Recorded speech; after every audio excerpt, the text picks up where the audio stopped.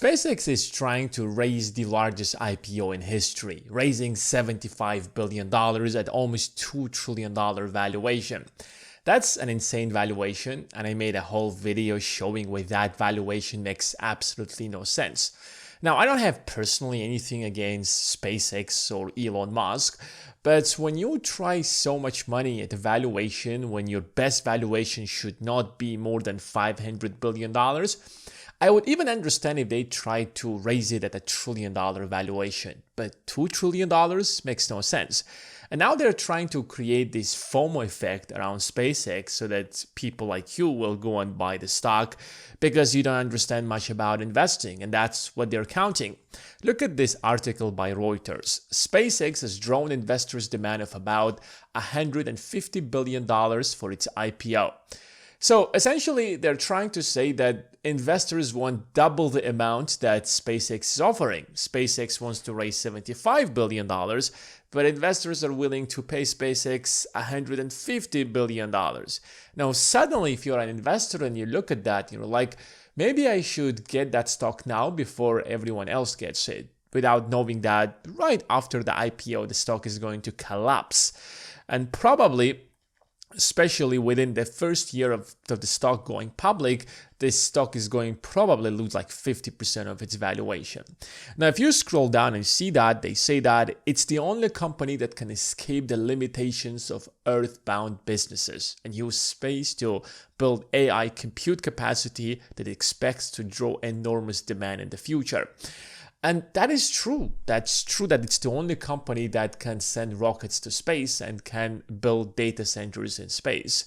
But why would I pay the valuation for a company that hasn't achieved that yet? If SpaceX will achieve that in the next 5 to 10 years, and I will pay the valuation today, then it means that for 10 years, I won't be making any money on my money as well. I won't be making any money on my investments. And that's the problem that I have with this IPO.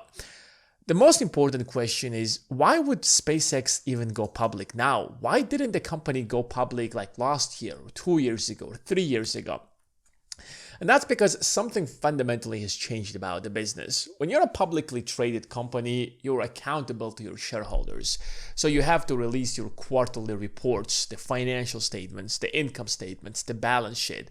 And if Wall Street is not going to like your statements, Wall Street is like, listen, this company is not making as much profits as we thought. They're not beating market's expectations, so we're going to dump these stocks. But now SpaceX has essentially created two products that bring consistent cash flow to the business. The first of all, it's that they have actually perfected the reusable rockets. Now they build a rocket, that rocket can send cargo to space 20 to 30 times, and no one else can do that. So they essentially have like 80% of the market, which means that they're a monopoly. But they have built a second business, which is far more important than the first business, and that's Starlink. And Starlink offers a subscription. Now they can offer their services not just to the US-based clients, but rather across the globe. Now they're competing with everyone else. And that's a recurring revenue. So if we know these are the number of users, we can expect this much money to come to SpaceX every single month, and we can basically give it some kind of evaluation. And if you're any kind of an investor and you want to give it a valuation to SpaceX, then you know, all right, let's say SpaceX has 1 million users, and the potential pool of the number of users could be 100 million. And based on that math, you can expect SpaceX to take over all of these 100 million people, and suddenly you're going to give it a very high valuation. So I think Starlink is playing probably the most important role why the company is going public. But the problem is that they're trying to raise so much money that no one else has ever done it in history. They want to raise $75 billion. Now, the second largest IPO was by Saudi Aramco when they raised $29 billion in 2019. Now, you got to understand the difference that Saudi Aramco is the company that controls and owns the entire oil in Saudi Arabia, the country that has the most amount of oil in the world, and they can produce it at the cheapest possible price. So they have this consistent cash flow, all that money from Saudi Arabia, all that oil from Saudi Arabia getting sold to the rest of the market, and Saudi Aramco is making that money. So there was a reason why would investors invest in Saudi Aramco. But if you look at this list and you try to find what is the next tech company. Yes, you can see Alibaba, but it's a Chinese business. The next tech US-based company is Facebook, and they raised $16 billion. They went public like in 2008 or 2009. It was one of the largest IPOs. So the fact that SpaceX now wants to beat literally every single expectation, that's where investors have a huge problem. And here's the question, who is going to invest that much money in SpaceX? Now, here was the initial plan. If we can make SpaceX so huge that every single ETF will invest in SpaceX because they have to, imagine you have an S&P 500 ETF, like from Vanguard, Fidelity, you name it. Now, their job is to invest in the S&P 500. If we can get SpaceX into the S&P 500, now every single ETF now has to invest in the SpaceX, which means that now we have created demand for it. So whether you like it or not, billions of dollars is going to go to the business. But unfortunately, that's not happening because at least the S&P 500 is not going to accept it. Let me show you why. Look at Apple. Apple went public in 1980 and it became part of the NASDAQ 100 in 1985 and part of the S&P 500 in 1982.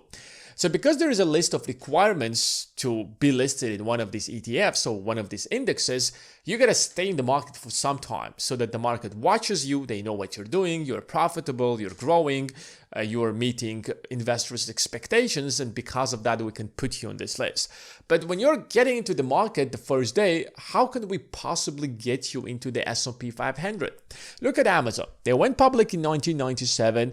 They got listed on NASDAQ 100 1998, and now they became part of the S&P 500 in 2005, which makes perfect sense. And that's pretty much the case with every other major company, especially a tech company. Here's the question. What does qualifies you to become part of the S&P 500? First of all, you should be listed in the NASDAQ for at least 2 years. They can make exceptions like they made for Google, but let's assume that they don't have to be there for 2 years. But at least you're going to be there for some time, maybe at least a month or 2 months, maybe one single quarter at least.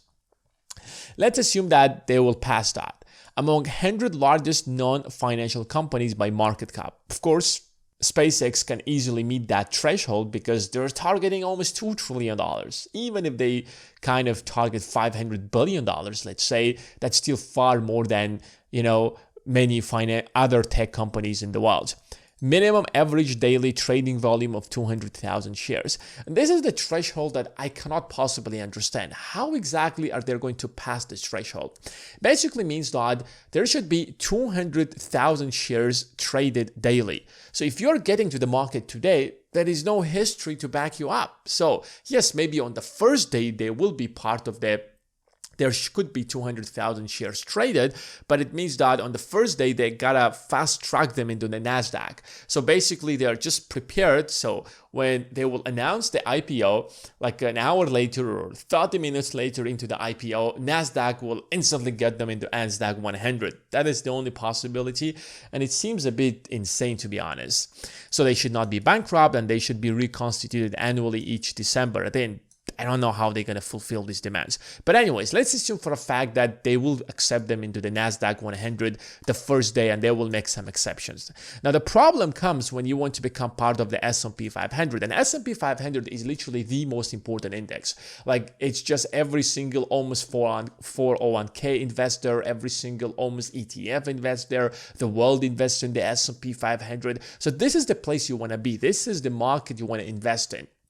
So if you can get into the S&P 500, it's guaranteed you could be making you will attract billions of dollars. The first thing is that it should be a US company primarily listed in one of the major exchanges. That's not a problem. A market cap of $22.7 billion. Again, that's not a problem. We're targeting $2 trillion. Now, at least 50% of the shares should be publicly floating. And this is where the real problem actually gets with SpaceX. Because if you look at who are the holders of SpaceX, first of all, you have 40% belongs to Elon Musk personally.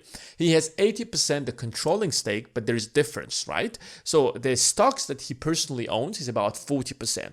Then you have Google, who is also an investor there, and they own about 6%. And then you have all of these people who worked at SpaceX for a very long time, and they own a small chunk of the company. So that's where the vast majority of ownership comes.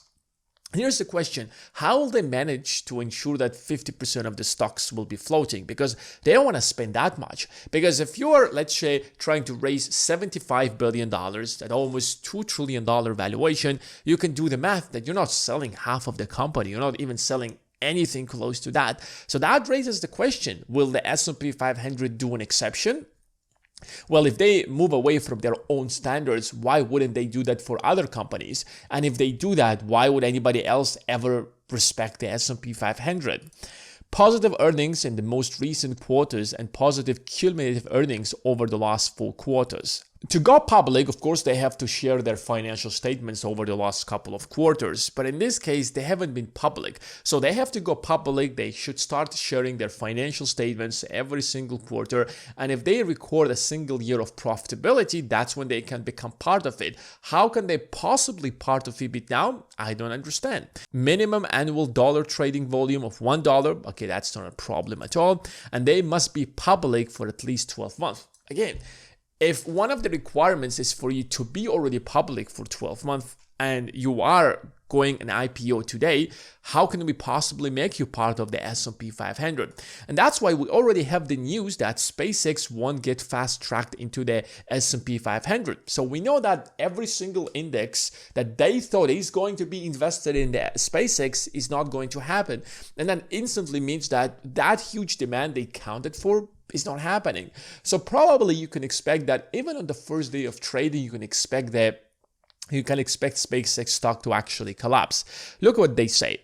The earliest SpaceX can be listed in the S&P 500 is mid-2027, and only if it has 4 quarters of positive earnings under generally accepted accounting principles. So, first of all, SpaceX should go public. Then they have to show us that they have been profitable for the last 4 quarters. And if that happens, then we will accept you into the S&P 500. Now, here's the question. Will that happen on the first year after going public? Let's look at the earnings of the SpaceX. Look, in 2025, they recorded a negative loss. Then in 2026 as well. And if you look at the data right now, it doesn't seem like they will record anything positive anytime soon. Like, until the end of the year, in the second quarter of 2026, it was negative $4.5 billion out of the total revenue of $7.5 billion. We can see that there is a huge rise in revenue, and by 2028, they're going to rise to $28.5 billion per quarter. But even then, there is going to be a net loss of less than $500 million. And that means that best case scenario, the company is going to record a full 12-month profitability like in 2029, which means that in 2029, they will be part of the S&P 500 and not anytime soon. And here's the difference that a lot of people don't understand. When you're going to the stock market right now and you're trying to buy Apple stocks, who do you think you're buying Apple stocks from? You're buying these stocks from somebody who already owns Apple stocks. So you're buying from a real person who bought the stocks for a certain amount of money. Now, when you go to the IPO and you want to buy SpaceX stocks, you're not going to buy SpaceX stocks from somebody who bought SpaceX stocks in the past. Most likely, you are going to buy the SpaceX stocks from the people who own SpaceX when they got the shares, for example, as stock compensations. You might get them from Elon Musk himself. So these people haven't actually paid or raised or invested in SpaceX the $2 trillion valuation. They probably owned the stocks when the valuation of SpaceX was like a couple of billions of dollars, less than $50 billion. So you are the one who is going to overpay massively for these stocks. And these people don't care. Even if they sell you at $1 trillion valuation, they're already making thousands of returns on their investments. And you will be the person who's going to lose here, because you will be the person who is going to pay peak valuation, and when you buy the stock at its peak, you know what happens next. I'm not saying that nobody should be investing in SpaceX. I will definitely be investing in SpaceX, but not now. The company should go public. We have to wait and see how the company is doing. We have to look at all the financial statements and look how low the price is going to be. And one more thing that I realize is that if the Fed will raise interest rates this year, you will see another crush in the price of SpaceX. So wait for that right moment. Just because SpaceX IPO isn't actually a good investment investment right now, it doesn't mean that there are no other opportunities in the market. So if you want to know what are the top 5 stocks you should be buying right now in the stock market, then check out Investing Academy. There I have posted the best stocks you can possibly buy right now. And we have a limited number of free spots available in the Investing Academy. So if you want to join and make sure that you get one of these free spots, then check out the first link in the description of this video.